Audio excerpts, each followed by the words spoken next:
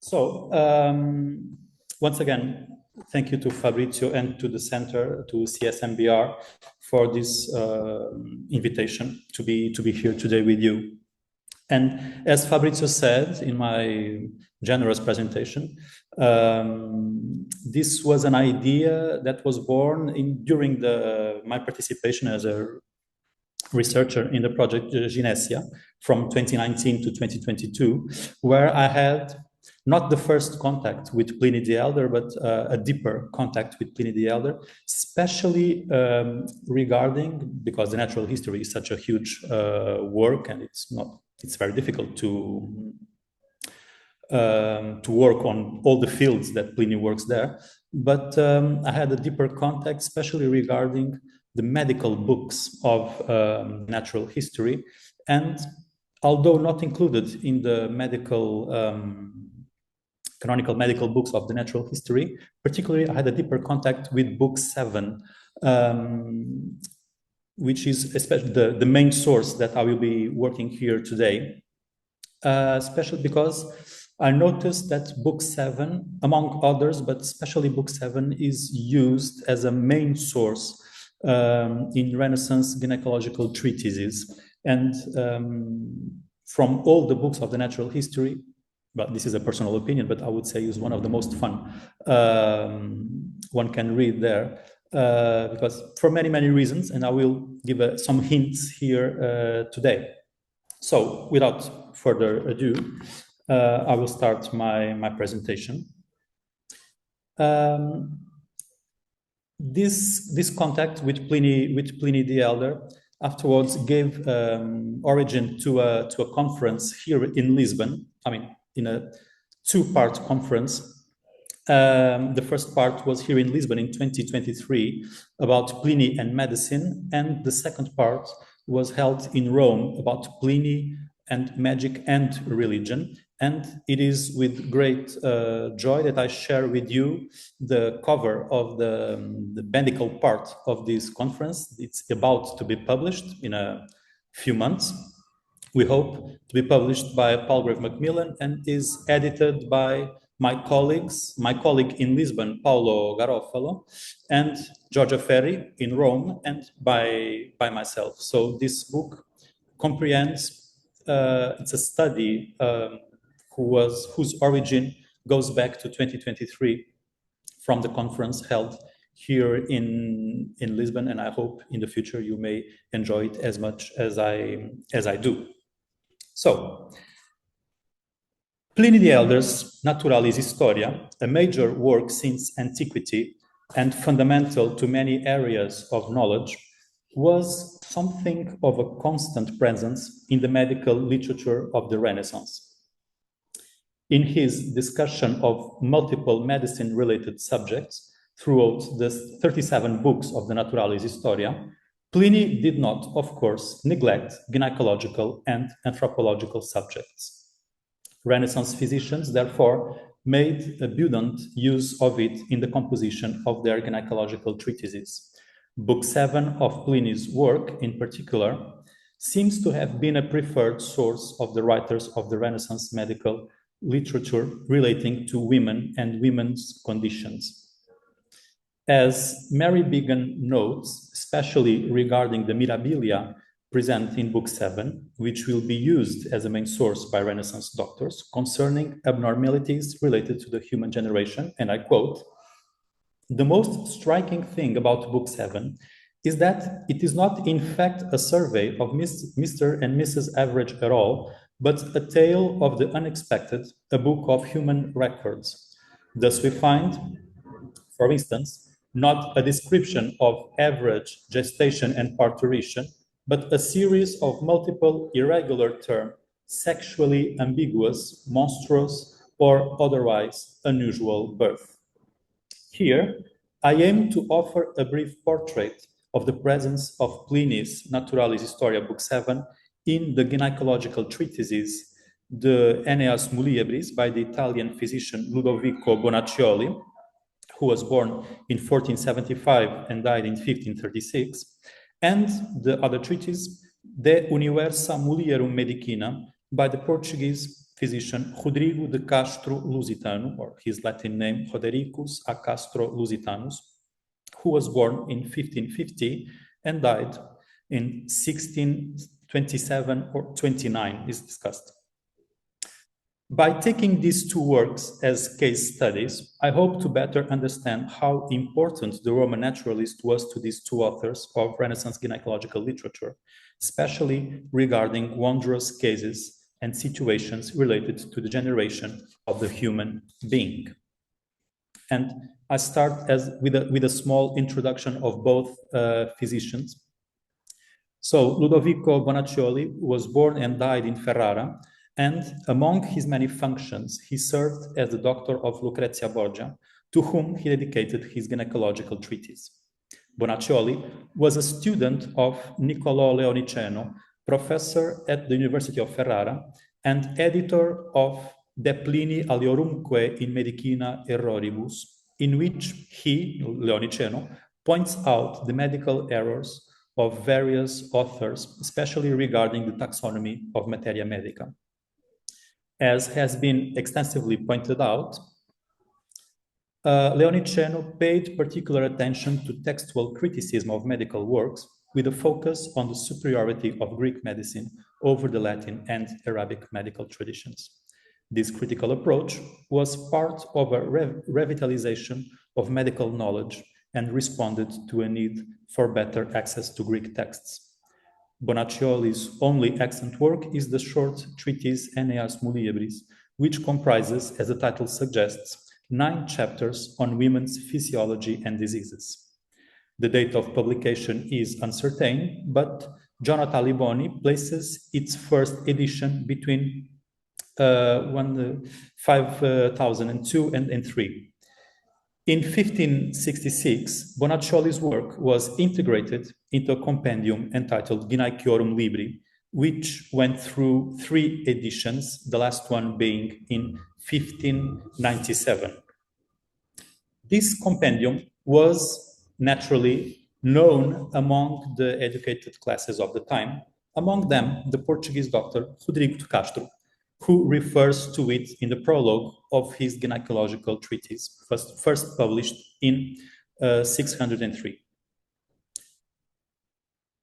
Rodrigo de Castro was born in Lisbon, where he also practiced his medical activity before being forced to run away, probably because of religious persecution due to his Jewish origins. It was already in Hamburg where he published his magnum opus, his monumental gynecological treatise, De uniuersa mulierum medicina, and this comprises 2 parts. Part 1 concerns theory, de natura mulierum, while part 2 is of a practical nature, de morbis mulierum. Castro is aware of the medical tradition that preceded him from antiquity, for example, Hippocrates and Galen, to his own time, including Amatus Lusitanus, Luís Mercado, among many others. Castro was also well aware of the importance of his own magnum opus. He states in the preface to the first edition that the Gynaecorum Libri has been published. This compendium collected a significant amount of treatises of variable extension. Castro, however, describes them as somewhat incomplete or confusing and failing to deal with the subject properly. And I quote what Castro says. I know that not long ago were published in Basel and collected in some volumes all the authors who wrote about this theme, where you can find all the problems mentioned above. So, turning now to Pliny properly, I will give some hints and discuss a bit about his influence on bad smells and transgender. And at the very beginning of his treatise, Rodrigo de Castro, in a chapter entitled Uteri ratio situs figura et magnitudo, he describes the uterus and its location within the body, highlighting its proximity to the bladder and the large intestine. This anatomical closeness leads him to reflect on the wretched condition of humanity, prompting him to include the following observation, and I quote, Hence you may consider vile and abject the condition of most insolent humanity, born amongst excrement from fragile and perishable matter, and bound to dissolve into earth and ashes, so that, with Pliny, it is right to lament, oh, the madness of those who believe themselves born to show pride from such origins. This moral statement is grounded in Pliny's Naturalis Historia 7:3, which Castro quotes and anticipates another one later in the same book about the fragility of the human body that can be killed even by the most insignificant thing. Nonetheless, Castro adapts the Plinian quotation to his own purpose. In the Naturalis Historia, Pliny refers to the fact that despite its arrogance, the human being is born completely helpless, and the only thing he or she can do is to cry. However, Castro offers a slightly different interpretation of the Plinian statement, noting that the human being should in fact be humble because its place of origin is among bodily waste. Another passage of Pliny's Naturalis Historia, this time 7:43, which is somewhat reminiscent of 7:3, enjoyed broad fame in later medical literature, becoming a standard topos for every doctor writing on human vulnerability and illness, especially when dealing with cases of miscarriage provoked by the smell of extinguished lamps. And Pliny wrote, and I quote Mary Bigan's translation, "If we consider the precarious origins of the proudest of animals, we are filled with pity and shame. The very smell of lamps being put out is often enough to cause a miscarriage. Yet, it is from such beginnings as these that tyrants and murderers are born. You who trust in your physical strength, you who embrace the gifts of fortune and consider yourself not merely her foundling, but her true-born child, you who aspire rule all, and when swollen with some success or other, think that you are God himself, could you be annihilated in so a trifling manner? In fact, you can today be obliterated by a smaller mishap still as tiny as the tooth of the snake that bites you, or the morsel of a raisin which choked the poet Anacreon, or the single hair in a drink of milk which choked the praetor Fabius Senator. In order then to achieve a balanced view of life, it is necessary to be ever mindful of human frailty." This quote of Pliny stands out for its highly moralizing tone. Nonetheless, what seems to interest Renaissance doctors the most is the noxious effect of the smell of extinguished lamps. This idea may have its basis on the Hippocratic belief that the uterus could be attracted or rejected by bad smells. The list of medical authors dealing with this topic in antiquity is vast, showing a belief that the smell of extinguished lamps could cause miscarriage remained strong. Besides Pliny, one can also bring another example like Celsus de Medicina. This passage I'm showing is about reviving someone from a faint by using the terrible smell of an extinguished lamp. And Celsus says, if she lies prostrate for a long while, or if she has done so at other times, hold to her nostrils an extinguished lamp wick, or some other of these materials, which I have referred to as having a specially fitted odor to arouse women. In the Renaissance, the theme grows in appeal, with several physicians noting the noxious effect of this smell on pregnancy. Bonaccioli noted explicitly this danger, and the same does Castro, who deals with this in a chapter about miscarriage and the external causes that can drive to it. Just to note another couple of examples, the Italian physician Girolamo Mercuriale author of De Morbis Muliebrus, a work which Castro drew extensively from, continued this tradition, and the same did later the Portuguese João Curvo Semedo, not a Renaissance author anymore, but from the early modern period. And Mercuriale notes, many are the external causes of miscarriage, especially fetid and corrupted air. For example, if it is full of bad smells, especially the smell of extinguished lamps. And the same notes João Curvo Semedo. Many are the causes of miscarriage, also the powerful stench of extinguished lamps and candles.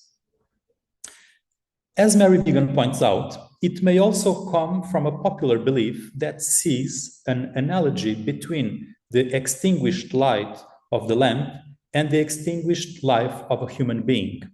Bonaccioli and Castro follow a long Plinian tradition whose origins may come from the Hippocratic medicine concerning external causes of miscarriage. Nonetheless, Pliny seems here to take precedence over Hippocrates to become a paradigm reference for such cases. Another feature of the utmost importance for Renaissance doctors writing on gynecology was the matter of what nowadays we would call transsexuality, especially cases of women transforming into men, pursuant to the belief that nature always progresses towards the better, from the imperfect to more perfect things. And this idea was in vogue until, not very recently, but until to the late Renaissance. Thus, Pliny the Elder, in Naturalis Historia 736, became a topos for physicians writing on cases of female-to-male sex change. A noteworthy case is the story told by Licinius Mucianus and conveyed by Pliny of Arescusa, who in Argos became Arescon.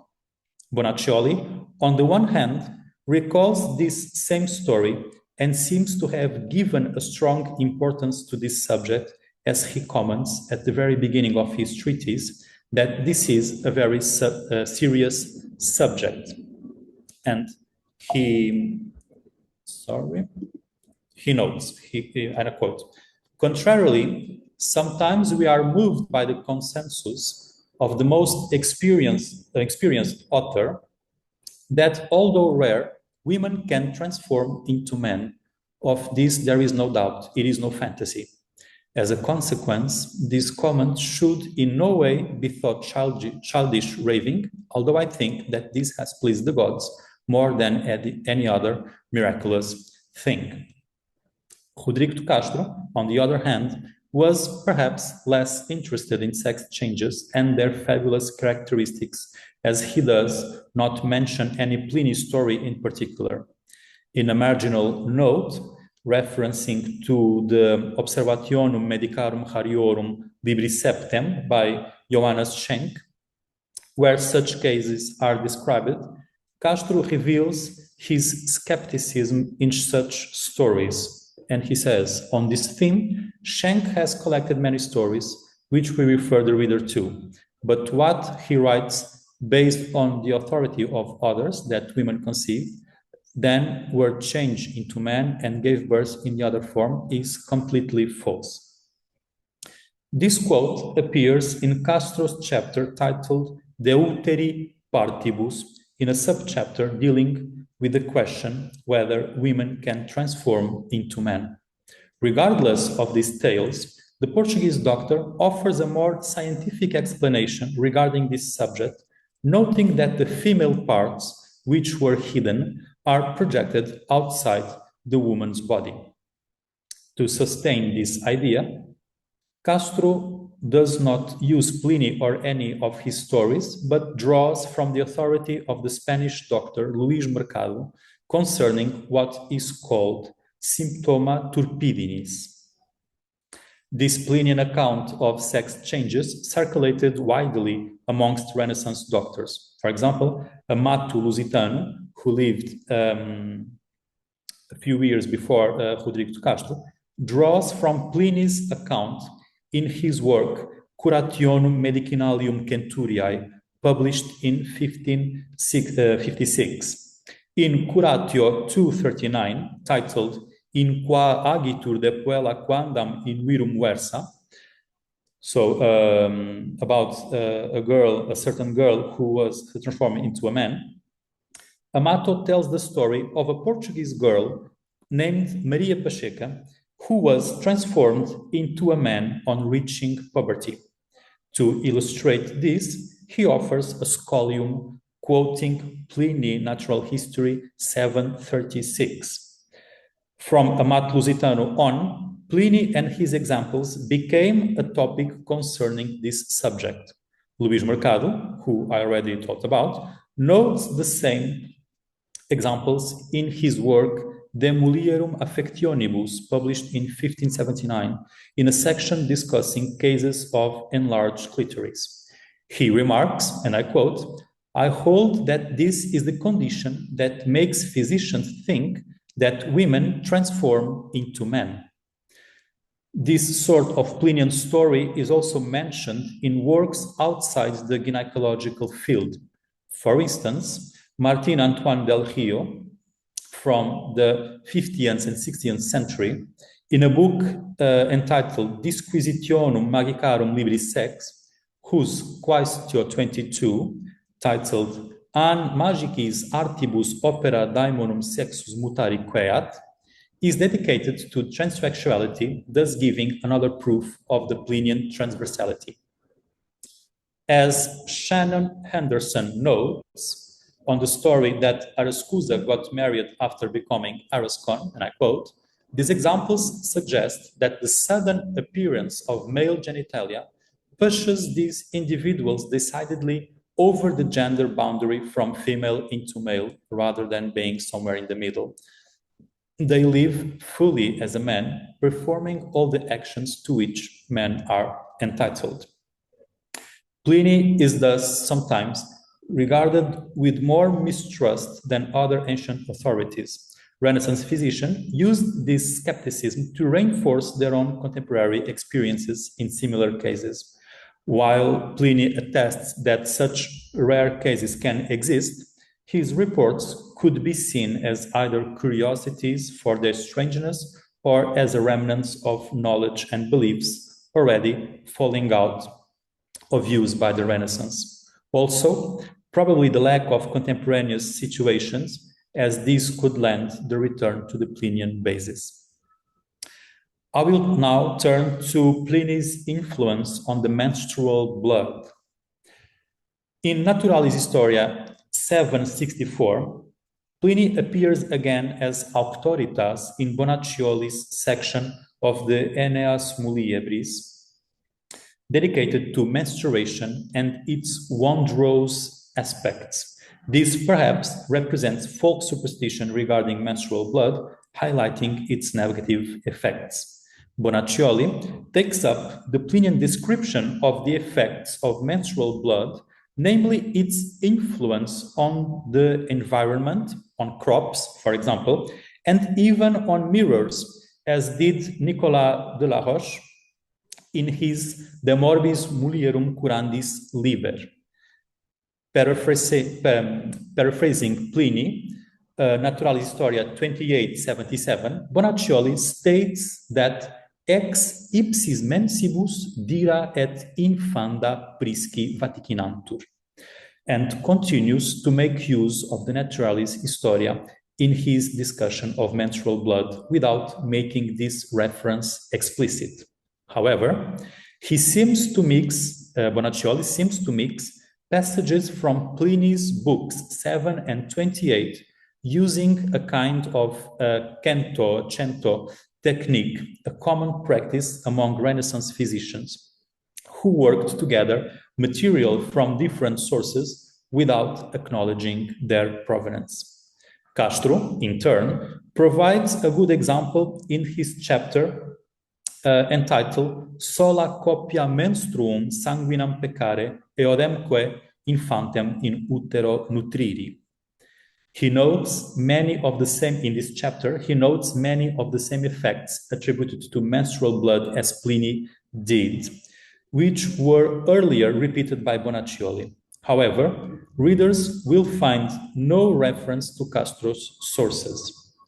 Was the Plinian auctoritas for this subject sufficiently known in the Renaissance, thus not needing any acknowledgement? Nonetheless, Castro may indirectly be acknowledging Pliny as he highlights the occult damage, the occulta pernicies, that impregnates the menstrual blood. Afterwards, Castro contradicts Pliny and Jean Fernel, who turned these ideas popular in the Renaissance. Because of the wondrous properties of this blood that Castro mentions, erudite readers might have also been aware that the source for this was Pliny, probably via Fernel, since the account hinges on the miraculous and supernatural. Turning now to Pliny's influence on abnormalities of the human generation, these Renaissance authors of gynecological treatises also found in Pliny useful material concerning abnormal cases of human generation, namely fantastic pupils and their fertility. Regarding this topic, Castro discusses the age when girls and boys reach puberty and when girls are able to conceive. Castro notes that girls begin puberty at 12 years old and boys at 14, but that in some cases this happens earlier, as Pliny notes of the Kalingai, a people from India who, he claims, are able to conceive at 5 and 7 years old, respectively. Castro finally notes that this may be false because the Portuguese have been in India and never saw such cases. So it's some sort of topic authority from autopsy. Pliny appears as the main source also for the account of people living on the fringes of the known world, namely the Arimaspi, people with one eye, the Sciapodai, or people with a shady feet, or the Astomi, people with no mouth, as well as the episode of a slave girl who gave birth to a snake. Much like Castro, Bonaccioli also addresses prodigious childbirth, dwelling on their extraordinary characteristics with a distinct Plinian flair, and Bonaccioli notes, quae tamet si fide careant, admirationem tamen implent, which is, although they lack credibility, they fill us with astonishment. Figures and tales, such as the slave girl or Alcippe, a woman who gave birth to an elephant, continue alive, let's say, in readers' imagination throughout the time, thus arriving and made known to Renaissance readers. Bonaccioli equally mentions the story of the hippocentaur, and he says, tantum vidice testatur. So he says that Pliny himself saw this hippocentaur, and Pliny perseveres to have seen it in Thessaly. And Thessaly is a very peculiar land here because in the ancient world is the land of prodigies and of magic. So everything with a supernatural taste usually came from Thessaly. So it's a land we must look at carefully. Pliny's testimony is complemented by Bonaccioli's praise that he is a man of great trustworthiness and authority. And Bonaccioli says, vir alioquin sumae fidei sumaique auctoritatis. Are these to be taken as a list of curiosities and abnormalities, as scientific reports, or rather as a mere entertainment?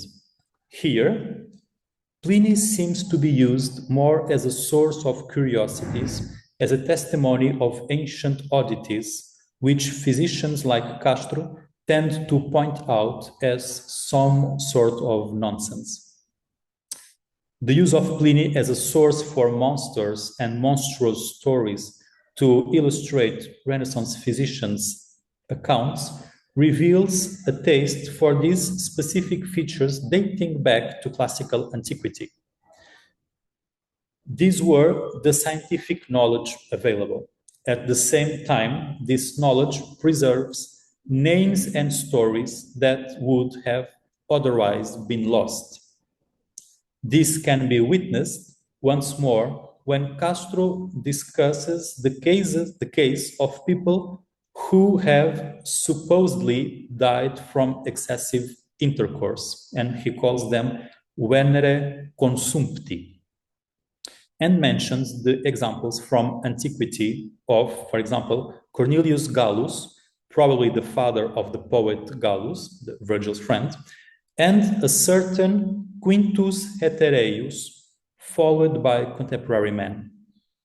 Thanks mostly to Pliny's accounts, these figures became paradigms for physicians throughout the time and serve as an example for wondrous cases and situations. Right after this discussion of excessive intercourse and staying on that subject, Castro offers as examples the voracious sexual appetites of Proculus Caesar and Messalina, who are present in Pliny's Book 10. Castro also makes recourse to Pliny, although indirectly, when writing of babies born with teeth, taking up the idea found in Pliny that such a birth is auspicious. And I quote, "It is believed that it was not an evil omen for man to be born with teeth, as was reported to have happened to Marcus Curius Dentatus, so named because of it, and Gnaeus Papirius Carbo, the distinguished man, but for women it has always been a misfortune and a bad omen." Like everything in antiquity, when something is good for men, usually it is bad for women. So the names mentioned by Castro come from Pliny, Naturalis Historia 768, referring to men held up as examples of great bravery and courage. And he says, praestantes viri, and they are brave and courage in military matters. Castro thus simultaneously legitimizes ancient knowledge in his own day and calls upon an ancient authority to give weight to his own text and thoughts. Nonetheless, this information seems to appear as a curiosity, something that was not bound by the academic curriculum. Castro uses the names conveyed by Pliny in order to offer a link to the past, as a way of noting that in Roman antiquity, some people were born with teeth. However, some lines before, he gives his personal observation by pointing out that teeth only are born after the seventh month. The quotation and the example of Pliny the Elder in Bonaccioli's Enneas, Muliebris, and other Renaissance gynecological works, such as Castro's De uniuersa mulierum medicina, is, as noted elsewhere, a way of offering a link to antique knowledge, which is still more literary than mythological. And here I'm referring to a book chapter by my colleague Cristina Santos Pinheiro, who is the main responsible for introducing me to this wondrous world. And she has a chapter about monstrous people in Castro and other authors. And despite the Renaissance disputes concerning Pliny's medical knowledge, especially in the sphere of botany, the appeal to Pliny's authoritas in gynecological treatises seems to be a way of legitimizing, albeit sometimes with a note of skepticism, cases that physicians recognized as rare but claimed to be possible. And to conclude, although I have not analyzed all of Bonaccioli's and Castro's citations and uses of Pliny 7, this seems to be present the classical material as a mixture of science and popular belief, and followed by other physicians' own experiences and thoughts on such matters. The names of those mentioned in the Naturalis Historia, Book 7, thus survive because of the Plinian auctoritas that made them available through the centuries. Pliny, as I noted, serves as a bridge to this kind of knowledge, creating a window to ancient beliefs. Although sometimes not the most scientific or credible author in the eyes of Renaissance physicians, Pliny kept alive a collection of wisdom that most probably would otherwise have been lost. And thank you very much for your attention. Thank you.